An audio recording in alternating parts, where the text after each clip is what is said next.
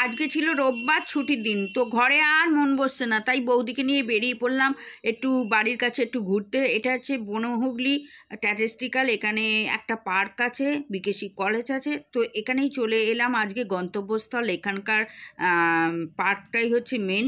তো দারুণ নাকি পার্কটা, তাও 40 বছর পর আসছি। আর দেয়ালে দেখো কত সুন্দর মানে কি বলে বিপ্লবীদের ছবি দিয়ে কত সুন্দর সাজানো লেখাগুলো রয়েছে। আর পাশে ঘাসের ওপর মডেলগুলো এত সুন্দরভাবে সাজানো, সেই দেখে মনে হচ্ছে ছোটো বয়সে সেই ঝুলন করতাম না, সেই ঝুলনের মতন লাগছে দেখে মনে হচ্ছে। তো বৌদি তো হেঁটেই চলেছে। তার আগে বলি, চ্যানেলটা অবশ্যই সাবস্ক্রাইব করে দিও সন্দীপা তৌজুর চ্যানেলটার পাশে থেকো, পাশে বেল আইকনটা টিপতে ভুলো না, লাইক কমেন্ট শেয়ার করতে ভুলো না। তো চলো এগিয়ে যাওয়া যাক। তো বৌদি তো ফটো তুলতে তুলতে এগিয়ে গেছে, পেছনে যে আমি আছি খেয়ালই করছে না, নিজের মনে ফটো তুলতে তুলতে এগিয়ে চলেছে আর বলছে কত সুন্দর মডেলগুলো দেখো। আমি বললাম হ্যাঁ, মডেলগুলো খুব সুন্দর সাজানো। আর এই গরুর গাড়ি মডেলটাকে দেখে তো সেই পুরনো ছোটো বয়সের কবিতা মনে পড়ে গেল, কুমোরপাড়ার গরুর গাড়ি বোঝাই করা কলসি হাঁড়ি। তো সেই ছোটো বয়সের স্মৃতিগুলো আবার মনে পড়ে যাচ্ছে। আর এই দেখো মাছ বিক্রি করছে, এই মডেলটাও কত সুন্দর। তো বিকেসি কলেজের সামনে চলে এলাম। বিকেসি কলেজের সামনে এসে দেখি কত পরিবর্তন হয়ে গেছে, ঝিলটা বুঝিয়ে খাবারের দোকান করে ফেলেছে।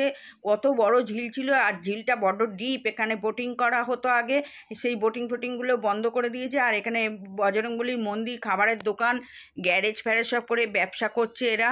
আর ঝিলের সামনে বৌদি এগিয়ে গিয়ে ফটো তুলছে, আমিও ফটো তুললাম। কলকাতার বুকে তো অনেক কিছু দেখার আছে, ভিক্টোরিয়া থেকে শুরু করে কত কি আছে, জোড়াসাঁকো ঠাকুরবাড়ি, অনেক কিছু দেখার আছে। আমাদেরও অনেক কিছু দেখার আছে। মানুষের পরিবর্তন হচ্ছে আর জায়গার তো পরিবর্তন হবে, এটা তো স্বাভাবিক। তো পাশে একটা পার্ক ছিল, পার্কের মধ্যে ঢুকে পড়লাম।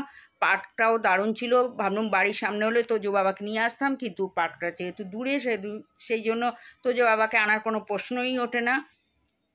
আর বৌদি ঢুকে বলছে বাবা পার্কটা তো দারুণ গো, সবুজে ঘেরা। আমি বললাম হ্যাঁ সত্যি সুন্দর, এখানে বাচ্চারা খেলছে, আমিও ভিডিও করে নিলাম। আর ওখানে গন্ধরাজ ফুলের গাছ থেকে, জবা ফুলের গাছ থেকে, মাধবীলতাতেই কত সুন্দর গাছ আছে, বসার বেঞ্চ আছে।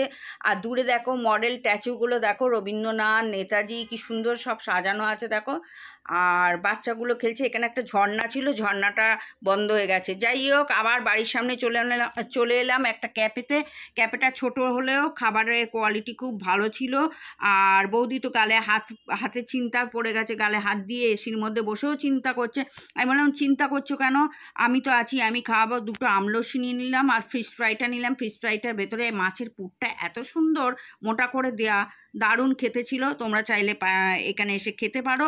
যাই হোক, নতুন নতুন ভিডিও নিয়ে আসবো, পাশে থেকো। আর কেমন লাগছে ভিডিওটা অবশ্যই কমেন্টে জানিও, আর দুজনকে কেমন লাগছে অবশ্যই বলো কিন্তু।